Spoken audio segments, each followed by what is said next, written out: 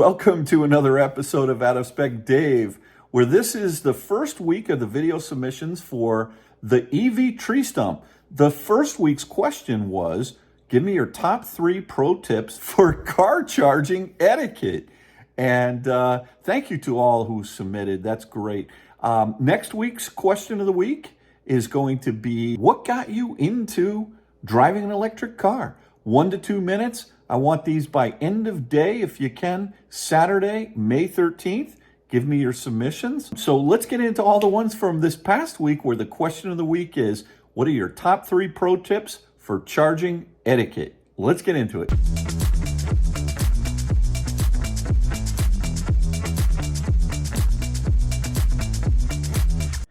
I'm Jared, based here in Minnesota.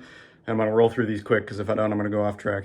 First point, don't charge if you don't need to. I think we have too many points of failure in this state. There's just single chargers along most routes. You can't just show up to one at 60% and then try and charge up there. You're gonna take forever. You're gonna hold it up for someone else who's probably at like 20%. Just doesn't make sense. Point 2, you go to these chargers, I want you to leave a good plug share review. Don't go in and just take a picture of the charger in the car. I know what the charger looks like. I know what a car is. I want to know what's around. What's the business look like? What are the amenities? Those are the things that I check plug share for. It's not because I want to see what a car plugged in looks like. And 3, support the businesses that are hosting the sites. We don't have a whole ton of sites around here that are the big Walmart, Electrify America chargers. I think we have 2 Electrify America sites, maybe more coming. They're primarily single points of failure, and they're hosted along Coburn's grocery stores or something like that. Those businesses deserve to have your business, especially while you're waiting to charge. Anyway, that's pretty much all I got. Hello, here are my 3 tips for the FCC charging. First one, charge only to the level that you need to get either to the next charger or your destination. Second one, never charge over 80% unless you really need it to get to your destination. And finally, if you leave your car, please leave your contact information. So this way, if we are in an emergency, we can contact you and ask if we can disconnect you and even reconnect you at my charge afterward. So these are my 3 tips. Thank you. Hey Dave, this is Tyler from Tesla Tyler, just charging up my car here and responding to your question about my 3 tips for charging etiquette. So I would say, first off that I think all 3 of these tips are ones that really could be prevented or massively mitigated through different like charging fee structures and other sort of incentives. But there are also things that individual people can do as well, and things that people who might be EV owners for the first time and not that familiar to charging might not be used to. All right, so first off, I would say number 1 thing is, and this might seem obvious, but maybe not to everyone, don't charge unless you actually need to. So we're seeing out there right now that there simply are not anywhere near enough chargers for all the EVs that are being sold now, and the demand that is out there. So if you don't actually need to charge, if you're just going because you have free charging or because you're shopping and want to plug in or something, please don't do that and actually save it for the people who do need to charge, especially at the DC fast charge stations, because people might actually be depending on those to get across the country in a road trip or something. Second off, I would also say don't charge beyond 80% unless you really truly need to. In most cases, you're going to be getting pretty bad charging rates anyway. You're going to be at kind of the plateauing or flattening off part of the charge curve. So it's going to be much slower than if you just kept driving and go charge somewhere else. Plus, you're just clogging up a charger for somebody who might actually need it, who's at a much lower state of charge. And I know that we see this a lot of times at some of the charging stations due to free charging programs that are offered through the car manufacturers. But please do leave those for the people that actually need it. All right, then third and last, I would say, please only actually use the charging station spots if you're actually charging. I'm seeing more and more people lately that seem to just think that charging station spots, especially like when they're closer to stores or something like that, or like in more kind of premier access points, are being treated by people with EVs just as like a sort of premium parking for EV owners rather than for people who are actually charging. So if you're not actively charging, and especially if you're not like even plugged in, please do not use the charging spaces for your EV, because you're preventing somebody else from using it who probably actually does need to charge. All right, well, those are my 3 big tips. And I think, if everyone can actually try and help each other out like that, we go a long way to making EV lifestyle and the charging that comes with it a little bit easier and just better for everybody. So please think about your fellow EV drivers when you're out there charging and driving along on the road. All right, thanks. Hello, my name is Martin. I have been driving an EV for 3 years this summer, and these are my top 3 etiquette charging tips, and they will be based on destination charging because that's where I have had the most problems myself. Number 1, move your car, please, when you're done charging. There might have been plenty of chargers available when you arrived, but if you're sitting there 8-10 hours, maybe the situation has changed and other people need to charge, so please move it. I have seen people sitting with the hybrid for multiple days at a hotel without moving it. And how do I know? Wait until tip number 3. So please move it. Number 2, appreciate or recognize the chargers made available. So if I book a hotel or something, it's a conference venue, and I check in, I always say, hey, I see you have chargers. That was actually why I decided to stay at your hotel. I used the search engine and I used the filter saying only hotels with destination chargers. Even if I end up using their own booking service on their own website, I let them know that it's important to me. And if they feel like engaging in that and are interested in hearing, I'd say I'll be happy to book it like my hotel room, and I will even pay for it if I can. And that I did. Well, once it was free, and the other time I paid for it during my last road trip to Italy.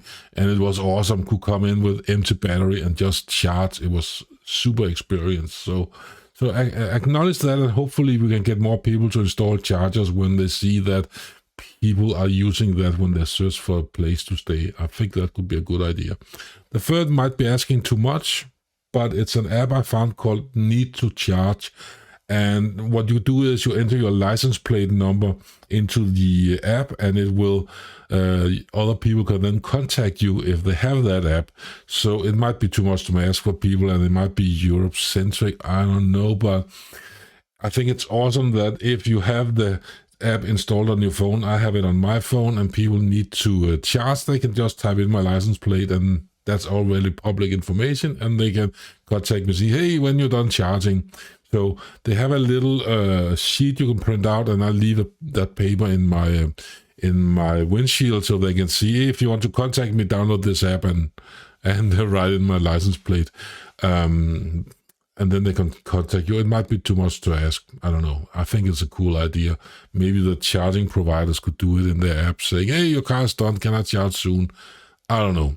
It's an idea. What do you think of it? Thank you. Cheers. Hello, Dave and Out of Spec Dave viewers. My name is Alpha DeWolf from the Random Alpha Drive, and I actually have, well, not 3 tips, but actually 6. Should I choose 3 Tesla tips or 3 EA tips? And guess what? Let's do 3 of each. So I'm going to first start off with the Tesla tips. First up, identifying a version 2 versus a version 3 supercharger. This is important because oftentimes you'll get there expecting these awesome charging speeds, except you'll get there and realize, why am I only charging about half as fast as I should be? Well, it's because there's 2 different versions that you might be familiar with. In fact, actually, there's 2 different behaviors that you got to worry about at the 2 different versions. A quick way to identify version 3 versus version 2, look for a silver ring at the base of the handle. On the V2s, you'll notice that ring is silver. On the V3s, it's a black ring. My next tip is actually charging at a version 2 site. The way that V2 superchargers are laid out is there are 2 dispensers that are paired to a 150 kilowatt cabinet. And what happens is if one of the dispensers is full but the other's empty, well, that one dispenser is getting the full 150 kilowatts. So the second that you plug the vehicle into the other dispenser that, well, the cabinet's splitting power between, then you instantly get a power split between 72 kilowatts. So before you park and plug in, check to make sure that you're not plugging into the same cabinet as somebody else's. Usually the charging stalls are labeled like 1A, 1B, 2A, 2B, but most of the time when you show up at a V2 supercharger, make sure that if you plug into 1A, nobody's plugged into 1B. That way everyone can get the maximum charging speeds of 150 kilowatts. And then my last Tesla supercharger tip actually is marking a charger as offline. Take the cable and wrap it around the top of the supercharger. It does look weird. chargered. I'll tell you that, but that's a pretty good identifier to the rest of the public that, hey, something is up with this charger. All right, so those are my Tesla supercharger tips. Let's talk about my Electrify America charging tips. So my first tip, whatever you do, unless there is no other option available, please leave the CHAdeMO stall open for the Nissan Leaf drivers unless you are left with no other option. Next up, know your vehicle's maximum charging speed. That way you can actually select the most appropriate charger for your vehicle. The throughput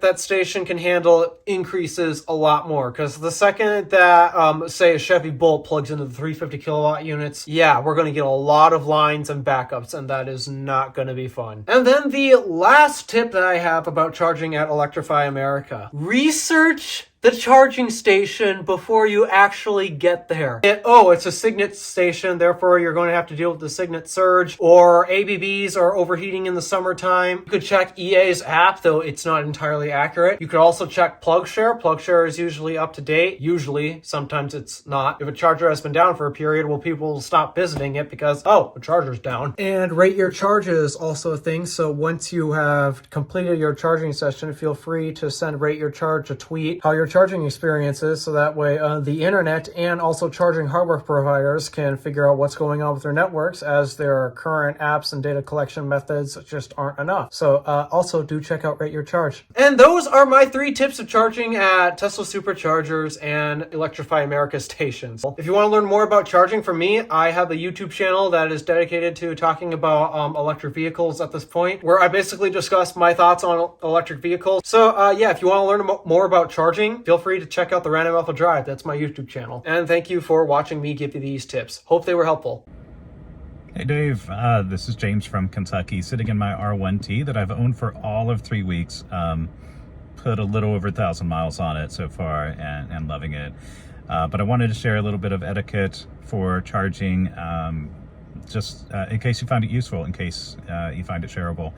About 20 years ago, in the mid-aughts, a friend of mine was managing a convenience store, gas station, and I asked him one day, how much do you get from the fuel sales? And he said he doesn't see a single penny. I don't know if it works similar for charging. So if you go into a Pilot station or a Sheetz or something, I don't know if they see any money from charging. What I do know is that they are providing services. And they are providing, they're providing trash collection, they're providing restrooms, they're providing all kinds of services. And if we're going to charge there, I think the proper thing to do is to try our best to be a patron of that facility, especially if you're using the trash can or the restroom, right? If you're using their services, try to be a patron of the facility. Been doing this for 20 years. Every time I would stop and get gas, when I still bought gas, I don't have to do that anymore. Every time I'd stop and get gas, I would try to buy a pack of gum, buy a bottle of water, something, just to be a patron of the facility. I think this will encourage adoption. I think it's the right thing to do for the location that's providing the charging space, that's providing the services. I think it's the right thing to do by them. But I think if they see the foot traffic, if they see the profit, if they see us coming in and buying a soda or buying whatever, then they are more likely to put more chargers in at more locations. And I think you'll just feel good that you've helped somebody who is local, that's running a business, just doing the best they can. I think it's a correct practice that if you're going to use facilities, that you make a small purchase as a thank you for them providing those facilities. Somebody's got to pick up that trash, somebody's got to clean that restroom, somebody's got to pay the water bill. It's just a way of paying back. So I think it's the right thing to do. Thought I'd share that as my etiquette tip, and really appreciate all you do. Thanks for all of the videos, the interviews. I think it's a lot of fun to watch, but yeah, really appreciate it. And hopefully I'll see you on the next one. Hey Dave, it's the Ionic Guy here. My number one, put the cable back in the holster, please. Don't just throw it on the ground where it can get damaged or run over. Be courteous, put it back in the holster where it's going to stay protected and easily accessible for the next user. My number two, don't cut in line.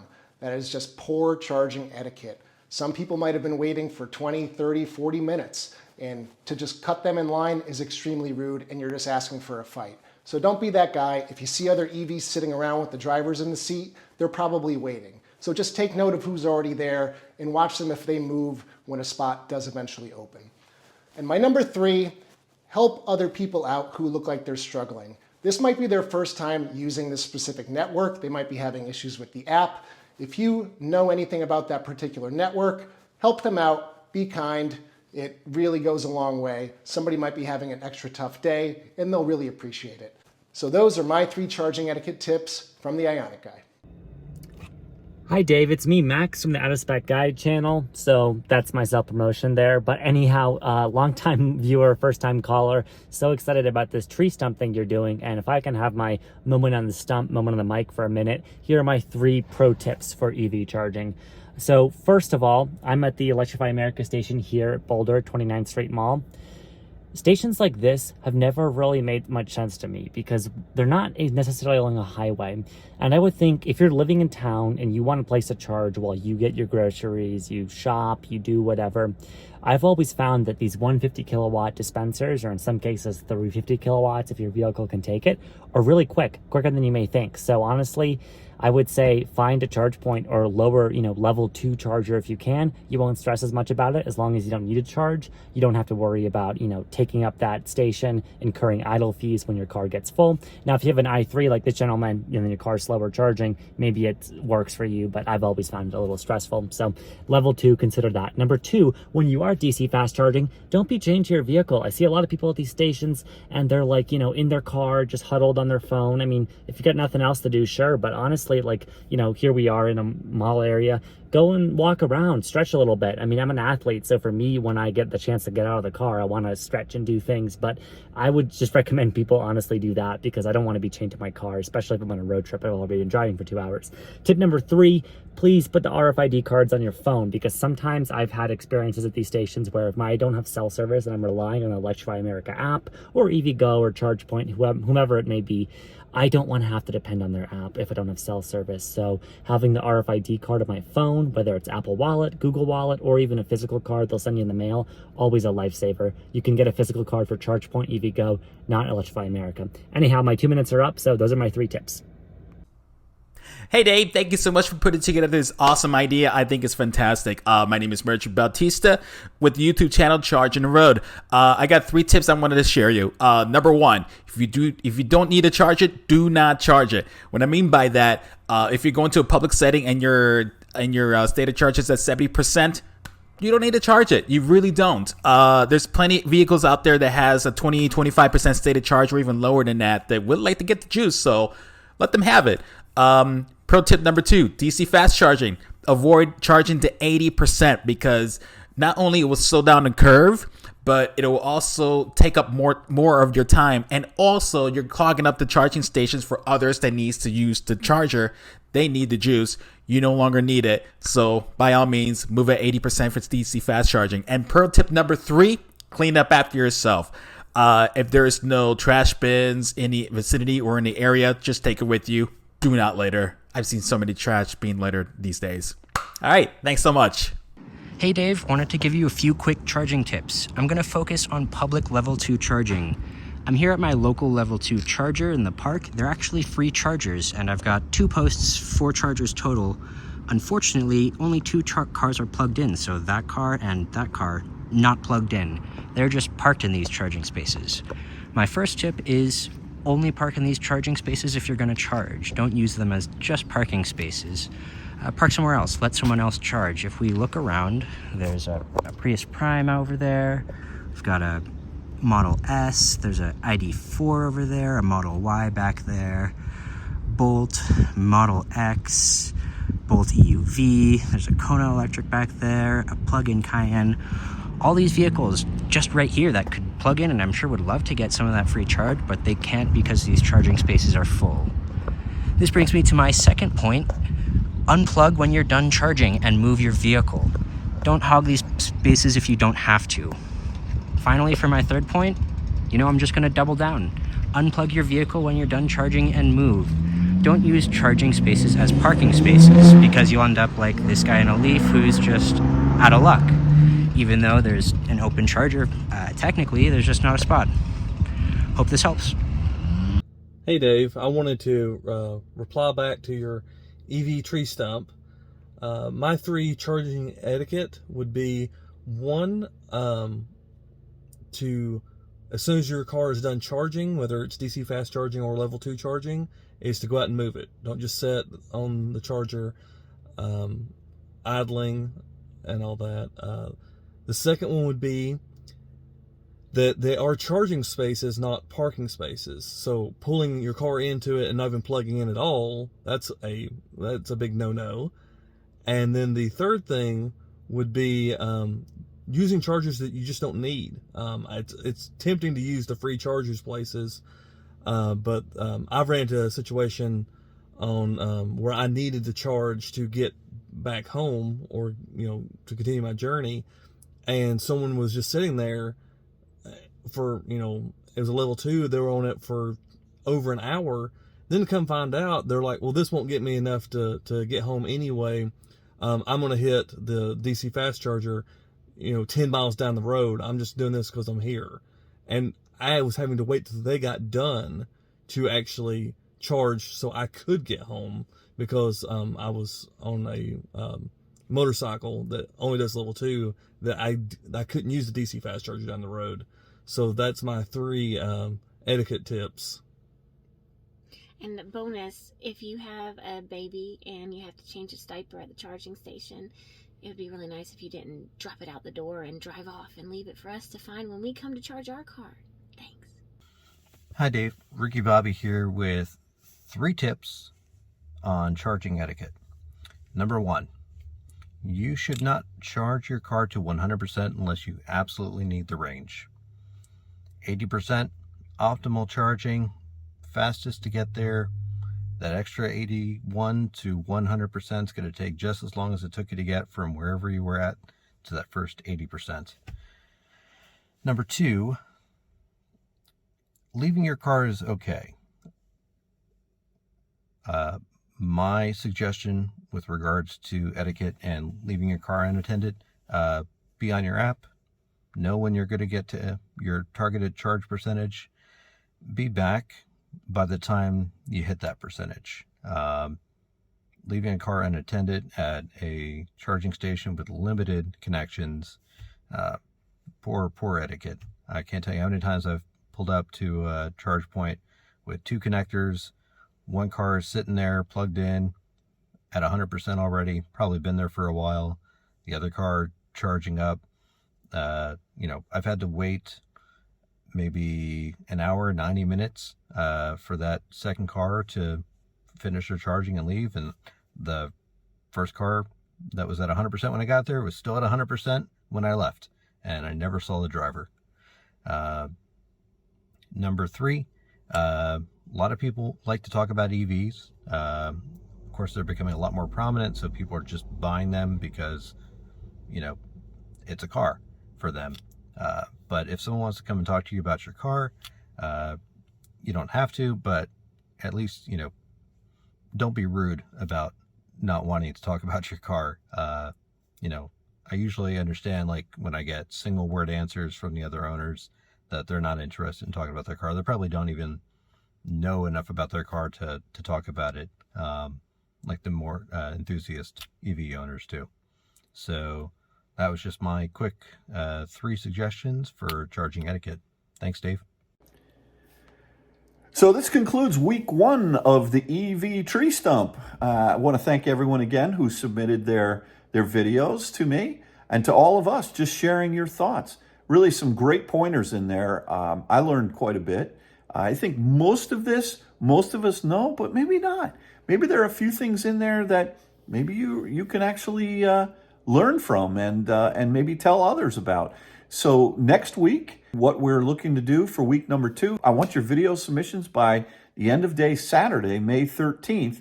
And the question of this week, week number 2, is going to be, what got you into driving an EV in the first place? 1 to 2 minutes each. Thanks again for watching another episode of Out of Spec Dave, and we'll catch you on the next video. Take care now.